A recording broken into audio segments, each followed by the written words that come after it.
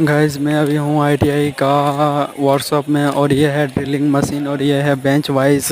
यहाँ हम लोग वर्कशॉप में वर्क करते हैं और कैसे वर्क करते हैं इस वीडियो को पूरा देखने के लिए मेरे चैनल को सब्सक्राइब कीजिए ताकि मैं अगला वीडियो डाल सकूँ। और लाइक ज़रूर कीजिए और कमेंट में ज़रूर कीजिए कैसा वीडियो देखना चाहेंगे आप आईटीआई का और फिटर इलेक्ट्रीशियन और मैकेनिकल डीजल का।